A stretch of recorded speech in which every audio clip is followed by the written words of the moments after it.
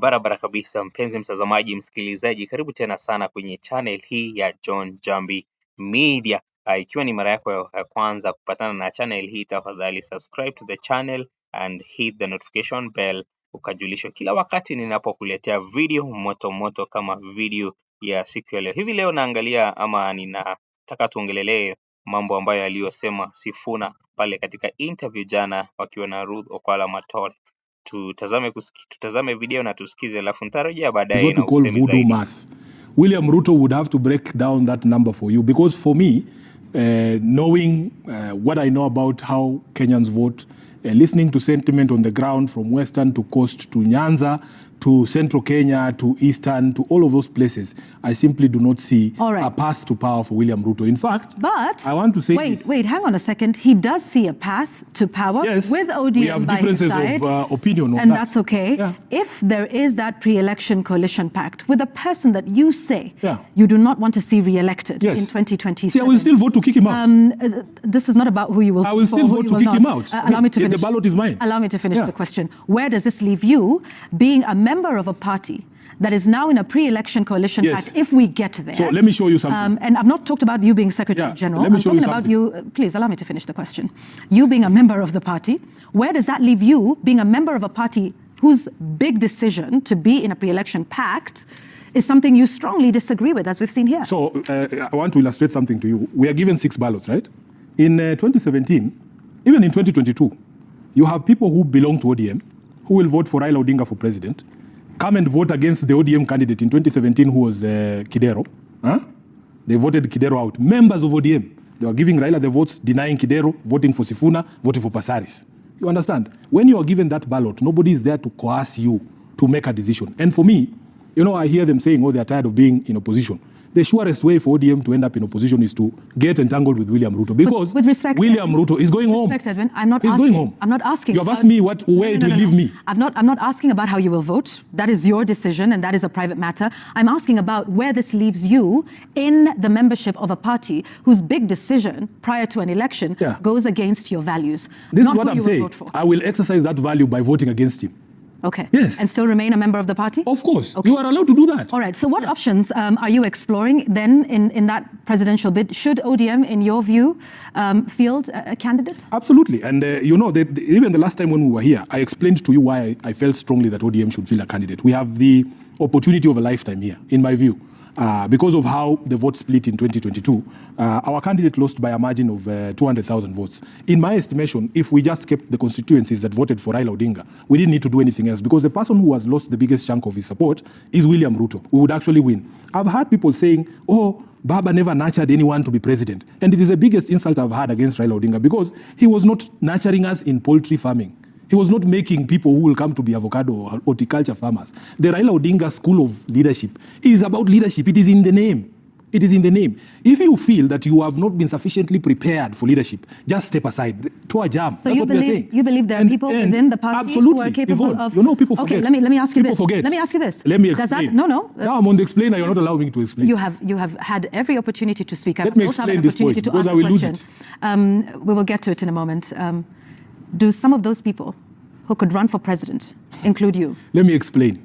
Last time, when we were approaching the election, do you know, Yvonne, some of them have had people saying here that the party leader is the automatic presidential candidate. That is not what the constitution of ODM says. The constitution of ODM says the party leader shall be the person who was the presidential election in the previous election. Do you see the distinction?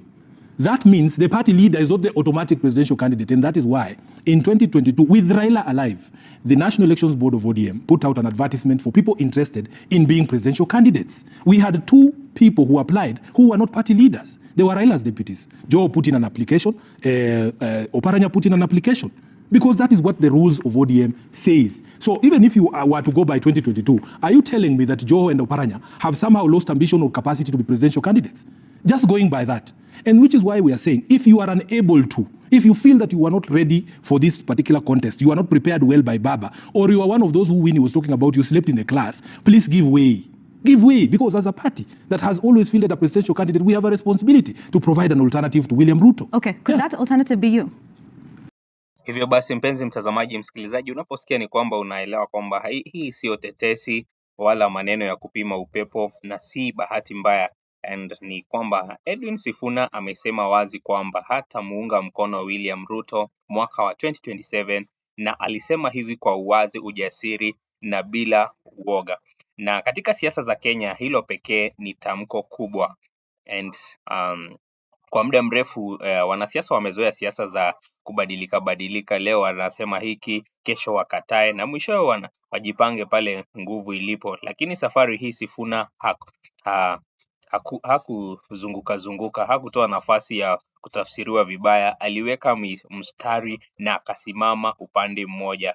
Na maneno ya Sifuna yaligonga moyo wa taifa kwa sababu yaliakisia hisia za Wakenya wengi ambao wamechoka lakini hawasikiki, kwa sababu gharama ya maisha imepanda, ahadi zimevunjwa, serikali inayozungumza lugha ya hasla lakini inatawala kama tabaka la juu ambao ililokuwa ikilalamikia wakati wa uchaguzi. Na hivyo basi Sifuna alipoongea hakuwa anacheza siasa, alikuwa anazungumza ukweli. Na tusidharau hili, Edwin Sifuna si mwanasiasa wa bahati mbaya, ni wakili, mzungumzaji makini na mpangaji wa mikakati ya kisiasa. Na ni mtu wa aina hii anaposema hatamuunga mkono rais aliye madarakani, hiyo ni hesabu, si hasira. Na uzito wa kauli yake pia unatokana na yeye ni nani. Ni kiongozi mwandamizi wa ODM, mtetezi wa katiba, mwanasiasa anayejulikana kwa kusema ukweli hata akiwa kwenye mazingira magumu, na pia ni mtu ambaye kukataa kwake kumuunga mkono Ruto hakukuwa uasi, kulikuwa msimamo wake kimsingi. Na kwa kauli moja Sifuna alivunja ukimya ambao mara nyingi hulinda madaraka. Aliwakumbusha Wakenya kwamba utii wa kiongozi unapaswa kuwa kwa wananchi kwanza, si kwa kiti cha urais. Na kwa kufanya hivyo aliuliza swali ngumu lakini ni la muhimu. Ikiwa viongozi hawawezi kuwatetea wananchi sasa, kwa nini waaminiwe kesho? Hivyo basi, mpenzi mtazamaji, unaona amepata kuungwa mkono na Wakenya wengi kwenye comment section, na iwapo msimamo wa Edwin Sifuna utabadilisha miungano au utamtenga bado haijajulikana, lakini jambo moja liko wazi tayari ni kwamba maneno yake yamebadilisha mwelekeo wa mjadala wa kitaifa, yameamsha mjadala, yamevunja hofu ya kusema. Na Kenya inapoanza kutazama mwaka wa 27, ujumbe ni wazi. Wapo wanaochagua kunyamaza, wapo wanaochagua kunufaika, na wapo wanaochagua kusema ukweli. Na Edwin Sifuna kwa upande wake amechagua kusema ukweli na kusikiliza Wakenya. Hivyo basi, mpenzi mtazamaji, niambie unavyohisi kauli hii ya Edwin Sifuna itakavyo endesha mjadala wa taifa letu la Kenya. Mambo itakuwa yanaendaje? Kutakuwa na watu ambao watakuwa wanasimama na yeye ama atakuwa anapingwa? Na pia tuone vile itakuwa katika chama chake cha ODM ana azimio kwa umoja. Hivyo basi nashukuru tena sana, usisahau ku like hii video na subscribe to the channel. See you in the next video.